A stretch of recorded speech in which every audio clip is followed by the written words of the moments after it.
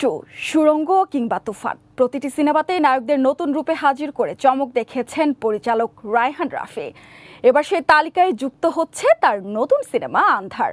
এই সিনেমায় Sherlock Holmes কিংবা ব্যাটম্যানের মতো অশুভ শক্তির বিরুদ্ধে লড়াই করতে দেখা যাবে এক নতুন নায়ককে।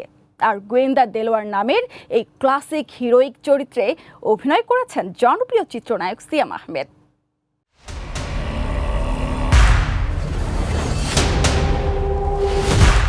নিজের সিনেমায় নায়কদের কখনোই একই ছাঁচে তৈরি করতে চান না পরিচালক রায়হান রাফি। আর ক্যারিয়ারের প্রতিটি সিনেমাতেই চরিত্রের সক্রিয়তা বজায় রেখেছেন তিনি। এবার তার নতুন সিনেমা আন্ধারে একেবারে ভিন্ন ধরনের এক গল্প ও চরিত্র নিয়ে হাজির হচ্ছেন এই নির্মাতা, যেখানে রহস্যের জট খুলবেন গোয়েন্দা দেলোয়ার। আর এই চরিত্রে দেখা যাবে সিয়াম আহমেদকে। সত্যিটা আরো ভয়ঙ্কর।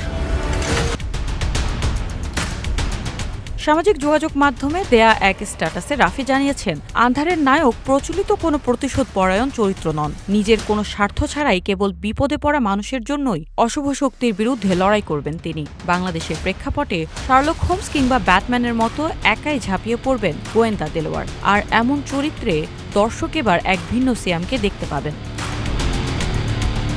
চরিত্রটির জন্য শুটিং শুরু হওয়ার আগে আরও অনেক অভিনেতার কথা ভাবলেও শেষ পর্যন্ত সিয়াম আহমেদ নিজের সেরাটা দিয়ে গোয়েন্দা দেলোয়ারকে জীবন্ত করে তুলেছেন বলে জানান পরিচালক। শুটিং শেষে রাফির ভাষ্য, দেলোয়ার মানেই সিয়াম। সিনেমাটিতে সিয়াম আহমেদ ছাড়াও আরও অভিনয় করছেন চঞ্চল চৌধুরী, আফসানা মিমি, নাফিজা তুষি, গাজী রাকায়াত, মোস্তফা মনোয়ার, তানজিকা আমিন সহ এক ঝাঁক তারকা। চলতি বছরের অক্টোবরে দুর্গাপূজা উপলক্ষে ছবিটি প্রেক্ষাগৃহে আনতে সব ধরনের প্রস্তুতি নিচ্ছে প্রযোজনা প্রতিষ্ঠান।